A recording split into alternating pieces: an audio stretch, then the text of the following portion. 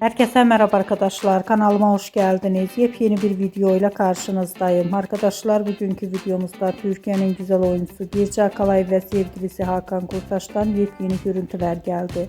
Ben de bu muhteşem görüntüleri sizler için YouTube kanalımda video halinde sunuyorum. Umarım beğenirsiniz. Arkadaşlar videomu beğendiyseniz kanalımı izlemeyi ve bildirim butonuna basmayı unutmayın. Şimdilik benden bu kadar olsun. Yeni videomuzda görüşmek üzere. Hoşça kalın.